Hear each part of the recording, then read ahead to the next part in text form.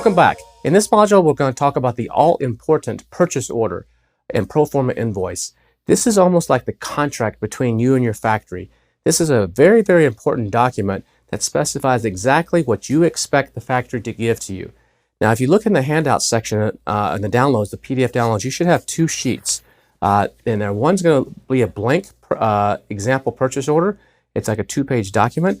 And then another one that you're going to see is one that's one from my previous orders. It's got a few things blacked out, but you can actually see an example of one. So you might want to download those as I'm talking about this and kind of look back and forth to me and what these say, because that'll help you out quite a bit. But when you're doing a purchase order, it's basically the contract between you and the factory. Some people like to do a very detailed contract. You'll hear some people they do 5-page, 10-page contracts. That's probably important if you have something very, very technical, or if you have a large order.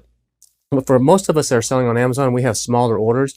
So I think a two-page document is probably all you need. You don't need to do overkill here. It's called a PI, or pro forma invoice. It's basically what that means is it's an invoice to show everything that's being made before it's technically officially invoiced. Now there are some accounting software tools that will do this for you. Some sophisticated inventory management programs will do this, but most of us don't have that. So you could do this on an Excel spreadsheet. You can model the ones that I've given you if you want to create it yourself. But in probably 9 times out of 10, the factory will do this for you. They do these day in, day out. They have a template. So you can just ask them, hey, can you please create the pro forma invoice and send it over to me when you're ready to order. They'll create one, but they'll probably be missing a few things. And this is where I want to tell you about half a dozen or a dozen or so things that you actually want to make sure that are on that pro forma invoice, because if they're not on there, you want to get them to add that to it. And this will make the order process a lot smoother for you.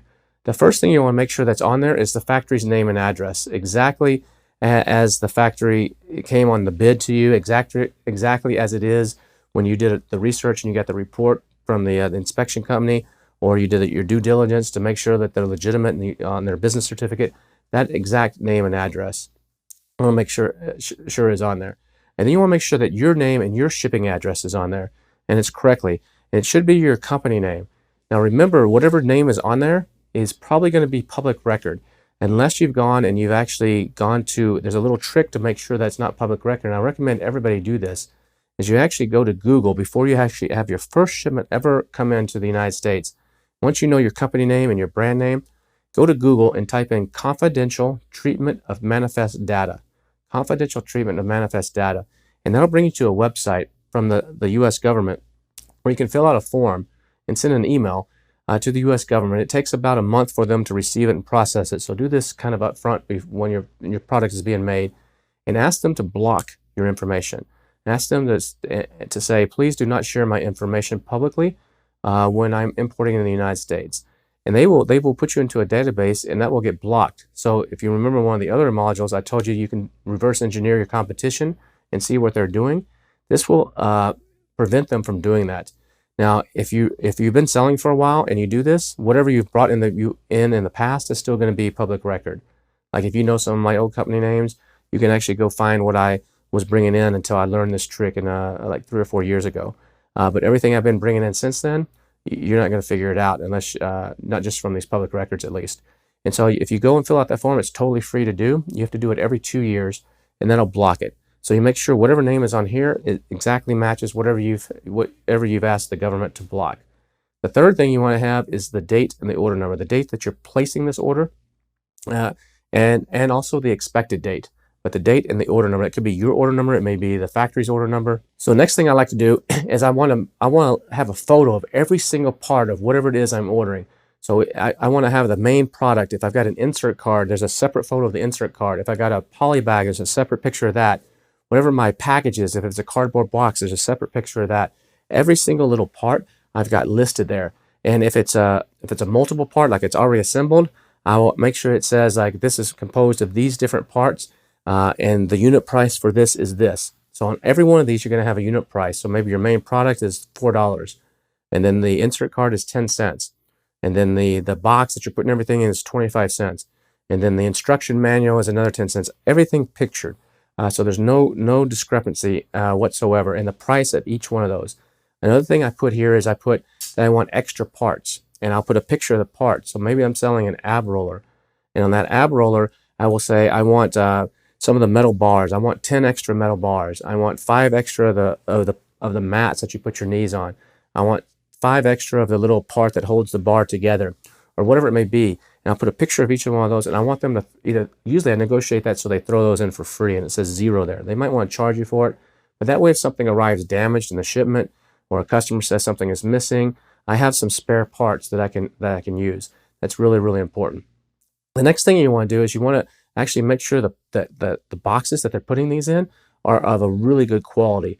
You want to insist that most boxes are like what's called 3 layers, and they're like 3 small layers of cardboard that are put together, and they're flimsy. And so if they ship in those, a lot of times they get torn, they get a hole in them, rain, if it's raining somewhere on the dock or on the ocean, some waves splash in, things can get wet or get moist, and it's just not good. So I always insist on at least a 5 or a 7 layer wall on the master carton.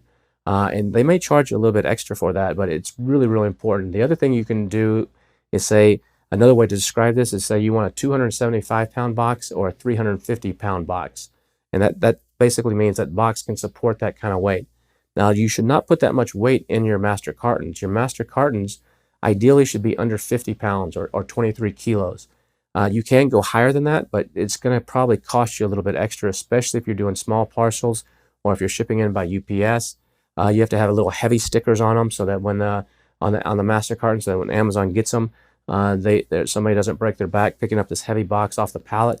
I've had stuff in the past where I had ab rollers and they packed them in boxes that were like 70 pounds, and it was just unwieldy. So I had them change that and reduce the number per master carton so that I didn't go over 50 pounds. And it just made life a lot easier, saved me a lot of money on shipping. So that's something to keep in mind too. Another thing is you can't put just an unlimited number of things in the box. Amazon has a limit of about 125, depends on the category, 125 to 150 units per master carton. So even if your stuff is really small and you could put 500 of them, everything in one box, you might not be able to do that per Amazon's rule. So you want to check for your category and see what the limitation is.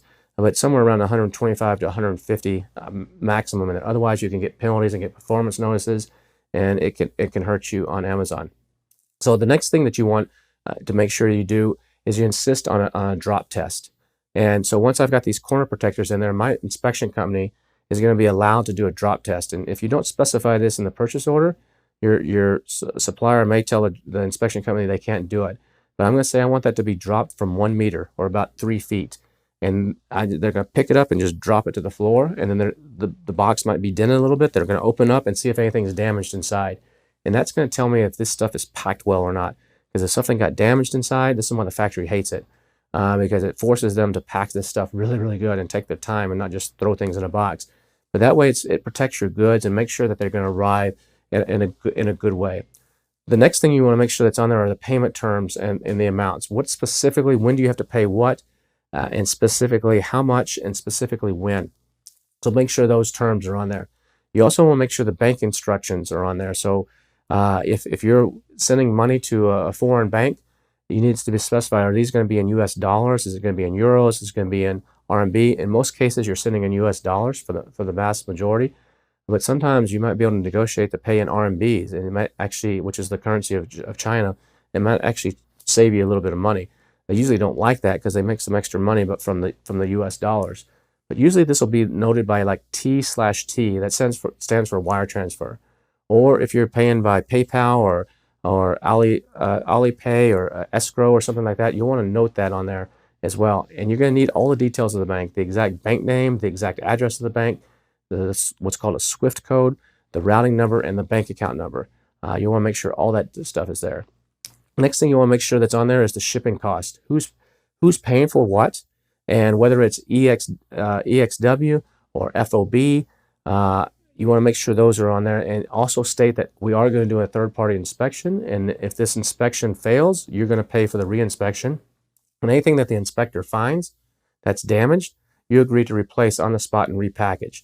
And you also want to say the inspection is only going to occur once the items are completely packaged and on the dock ready to ship.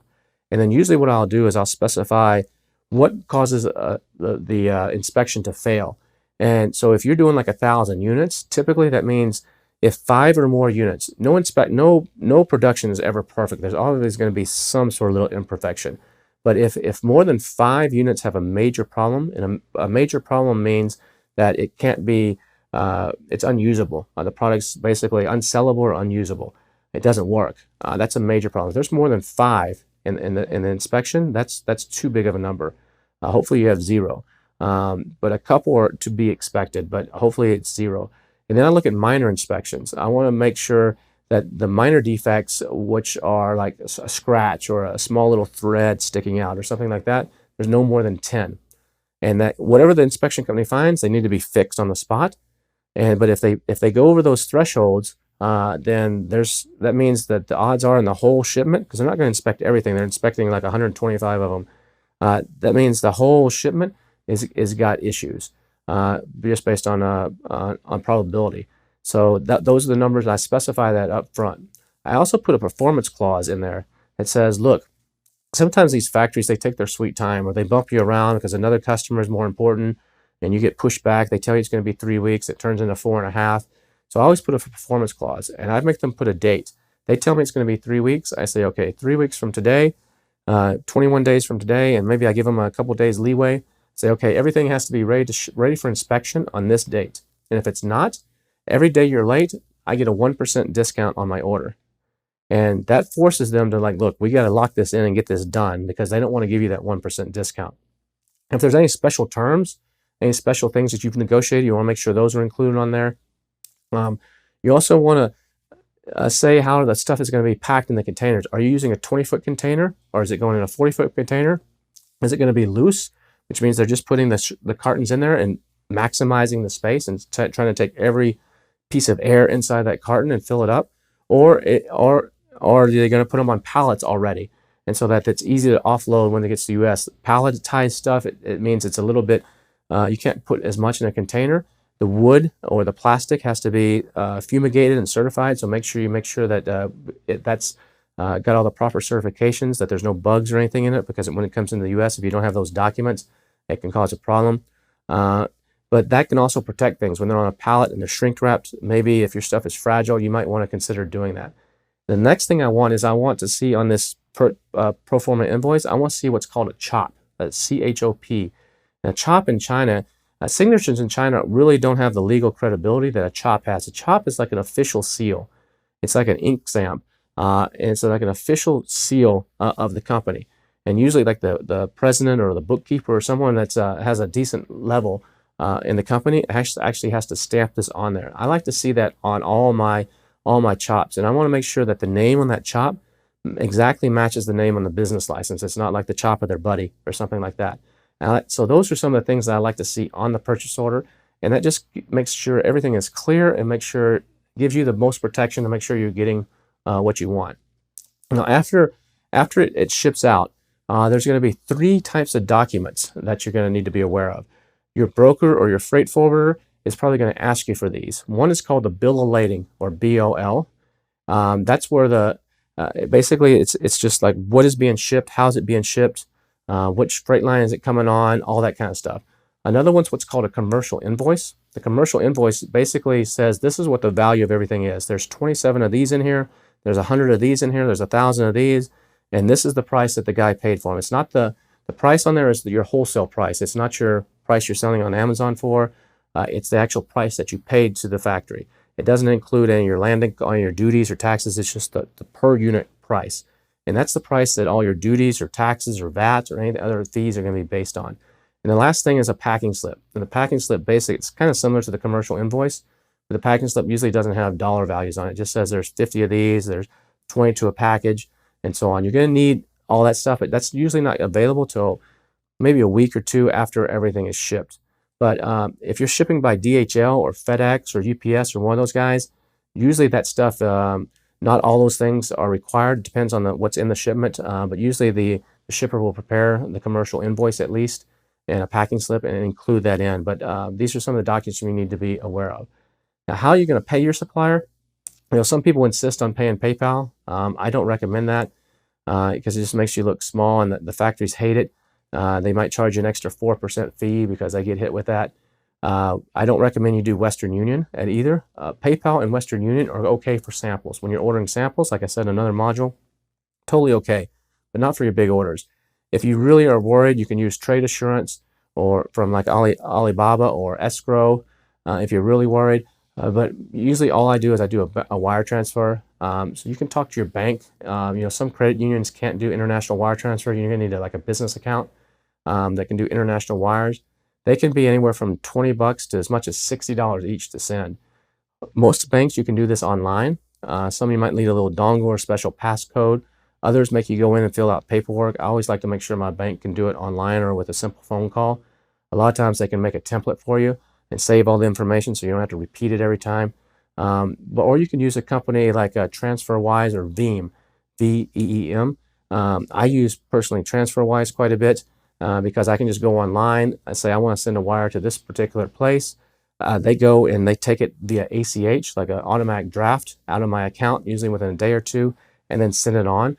And the rates are usually better than what I can get from my bank. The exchange rate is better, and their fees are a little bit lower. There is a fee.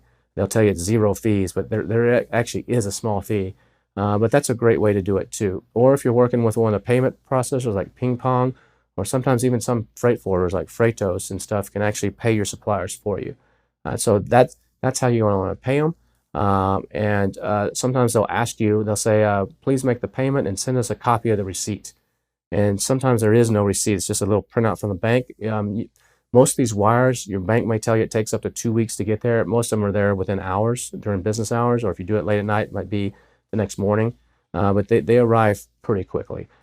So you should be off and running, and hopefully this is giving you some good information on how to create your purchase order and how to make sure you're totally protected. Now in the next module, you're going to see my good friend Steve Simonson and I have a conversation about how to protect yourself legally with your purchase order in China. There's certain things that you can do to make sure they're on the purchase order that he's going to talk about and show you an example of one that way if anything ever does go wrong, you got a legal case and you got a good chance of recovering your money or recovering damages. Steve has been importing for 20 some odd years, a long time. He brings in hundreds of containers every single month. Just tons of stuff coming in. So he's got a lot of experience. He's got a whole legal team in China and sourcing team. So in the next module, take a look and see what he has to say. And there's some really good information in there that will help you make sure your purchase orders are really airtight. And if anything goes wrong, you've got a good case to make a recovery. So I hope this has helped you out. And we'll see you again after you check out me and Steve's talk in the next module. I'll see you in the module after that. Take care.